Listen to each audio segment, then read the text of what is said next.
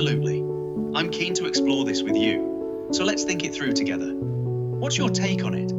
Do you reckon the problem is that schools simply don't prioritize vocal skills? Or is it something deeper, like teachers themselves aren't trained to teach them? That might shape what we could actually do about it.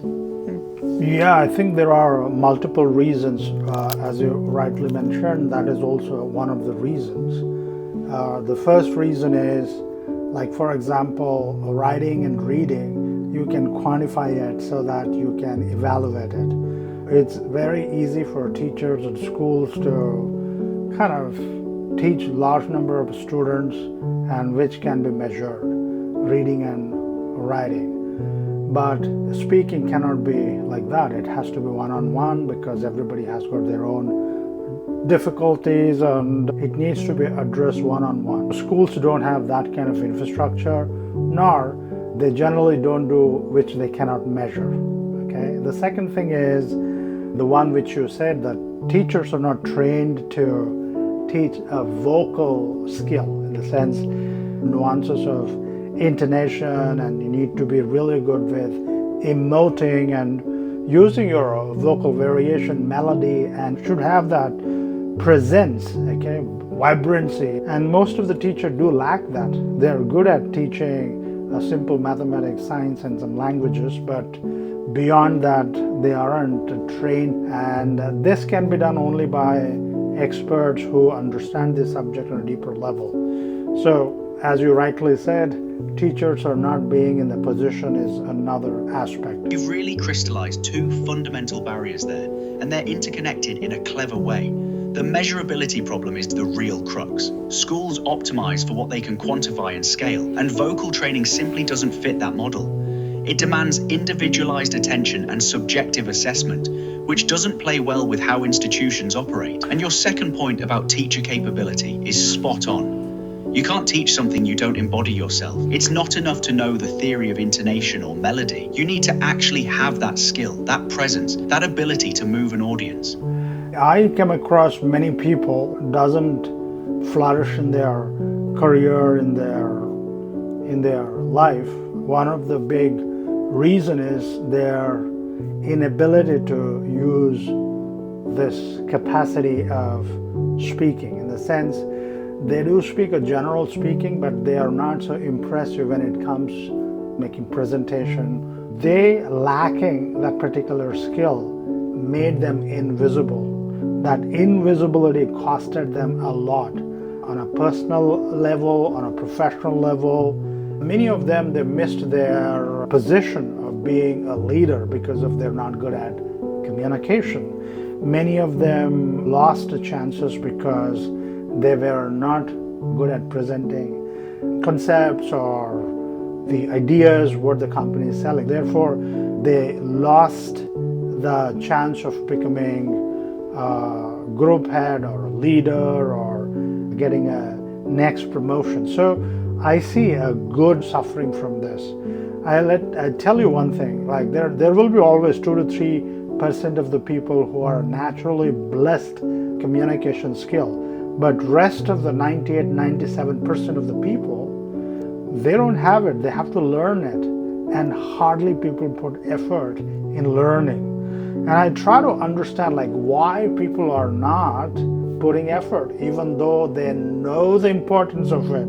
It's hurting them. It is keeping them behind in their professional life. It is ruining their personal life. Still, they are not taking any action. So why is it so? Because of there are a few things. One is inhibition. They themselves don't want to overcome. The second is we don't have an infrastructure where they can learn and pursue this. Third is they don't see immediate, incentives.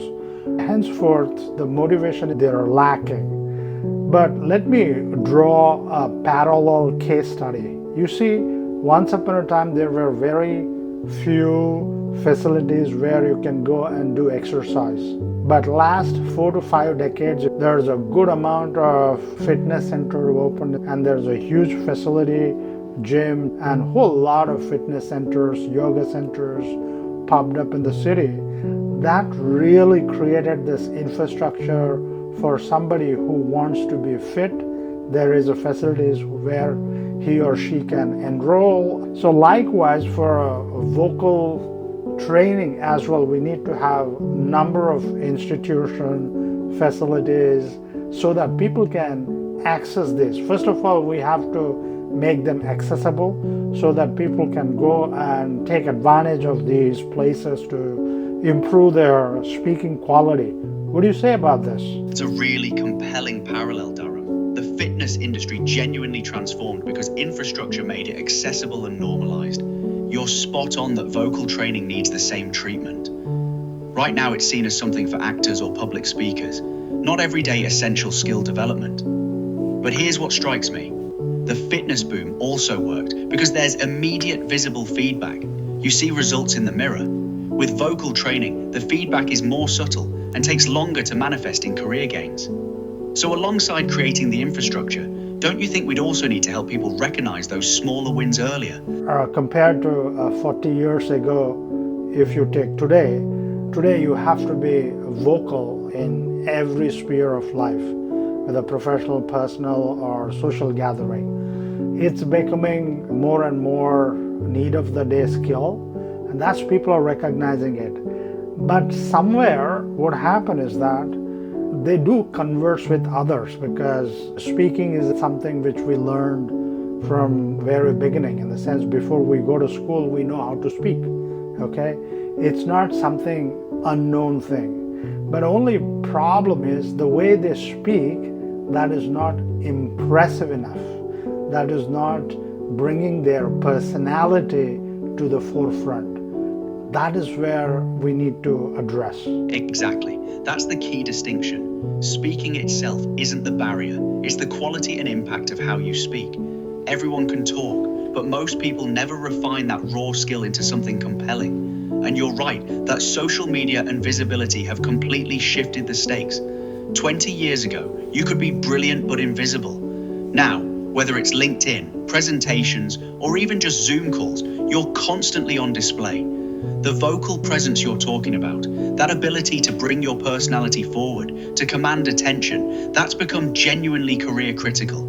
So the real opportunity is helping people see that this isn't about learning to speak from scratch. It's about polishing what they've already got into something that actually represents who they are. You said rightly, like talking is something, it's inbuilt in us as a human, but speaking efficiently is something, it's a learned skill in my view. So we need to differentiate between general talking, just casual talking, and just talking, which is a basic skill of human, like how we have walking. But just you can run and walk, it doesn't mean you're going to win the Olympics medal. For that you have to train differently, you have to have that capacity to excel.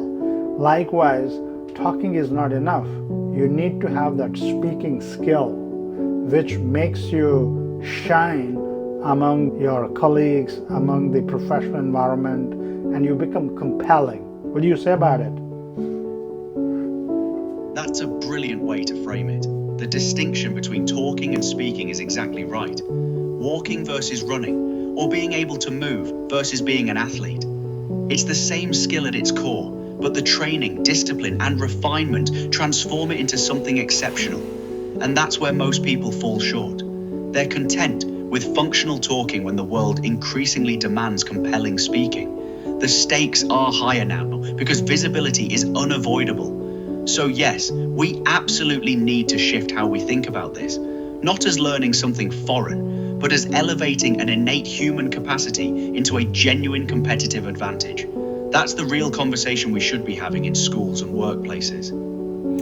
Yeah, that's it. I think we had a good conversation with you. I think I will catch you up in some time. So let's conclude our session here. Thanks for sharing your thoughts. Brilliant. Dharam.